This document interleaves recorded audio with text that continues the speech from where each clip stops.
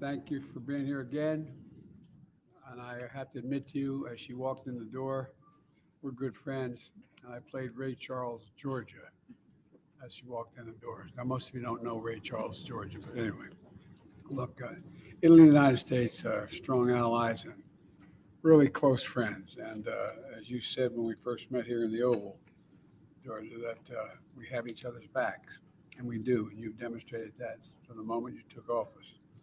And we also have Ukraine's back. That's why I'm urging the House of Representatives to pass legislation that allows us to, in a bipartisan way, continue to support Ukraine now.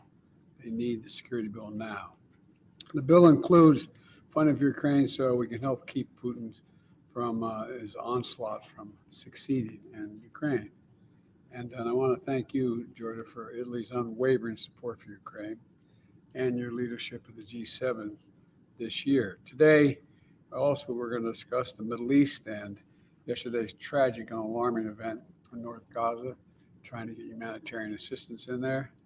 And the loss of life is heartbreaking. People are so desperate that innocent people got caught in a terrible war, unable to feed their families, and you saw the response when they tried to get aid. And we need to do more, and the United States will do more. In the coming days, we're going to join with our friends in Jordan and others in providing airdrops of additional food and supplies into Ukraine and seek to continue to open up other avenues into Ukraine, including the possibility of a Marine corridor to deliver large amounts of humanitarian assistance. In addition to expanding deliveries by land, as I said, we're going to insist that Israel facilitate more trucks and more routes to get more and more people the help they need. No excuses, because the truth is aid flowing to Gaza is nowhere nearly enough. Now, it's nowhere nearly enough. Innocent lives are on the line and children's lives are on the line. And we won't stand by and let until we get more aid in there. We should be getting hundreds of trucks in, not just several. And I won't stand by. We won't let up, and we're not going to pull out, trying to pull out every stop we can to get more assistance in. So, and here's the deal.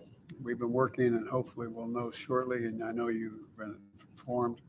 We're trying to work out a deal between Israel and Hamas on the hostages being returned and immediate ceasefire in Gaza for at least the next 6 weeks, and to allow the surge of aid to the entire Gaza Strip, not just the South, but the entire Gaza Strip. And so, Georgia, we have a lot to discuss today, and then we're talking about everything in China and on, but I'm happy you're here and delighted that you came back. I know you're on your way to Canada, right? Yeah. Good. The floor is yours, madam. Well, I'm delighted to be here today in my capacity as a G7 chair.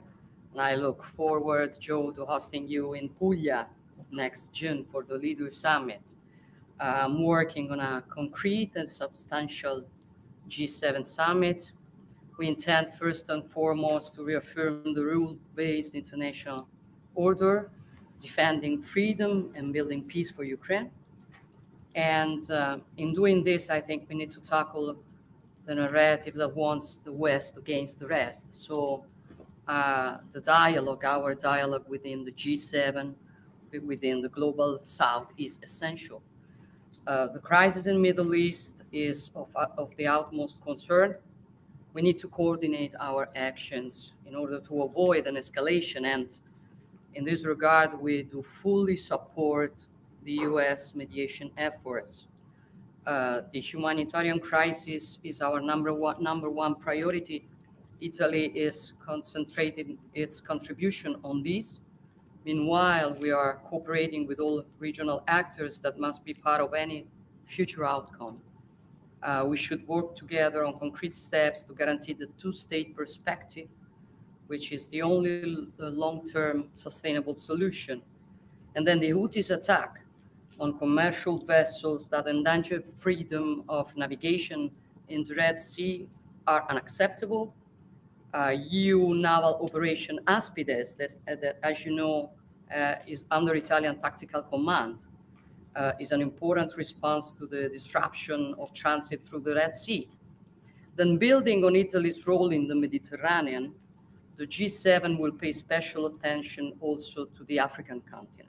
We've been discussing it for many times, but I think we have to remember that Africa is not a poor continent. It is, at the contrary, incredibly rich in human and material resources, but it has been neglected and exploited with a predatory approach for a long time. And I want to reverse this approach together with you, which is also a root cause of the migration crisis. We need to support Africa's development on an equal basis and put an end to illegal migration while fighting human trafficking. Human trafficking has become the most financially rewarding crime globally, and we cannot accept it any longer. For this reason, I came here today also with a proposal to launch a global alliance against human traffickers. The G7 will discuss artificial intelligence as well. AI is a means. It can be a good or a bad one. It depends on our capacity to govern it, to tackle the risks and the impact it can have, for example, on the labor market. We want to develop AI, but also we want to be certain that it remains human-centered. And then, last but not least, I came here to boost our strategic cooperation. And our relations are enriched by the presence of more than 20 million Italian Americans. During our last meeting here in Washington, we said we wanted to improve our bilateral cooperation and our trade, and we did it.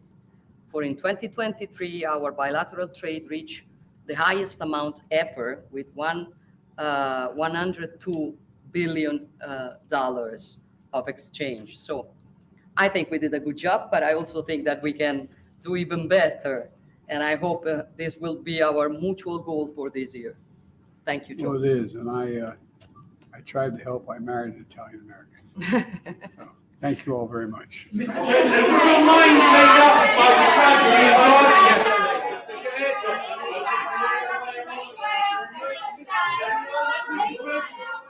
Did you decide on the air tragedy of Ireland?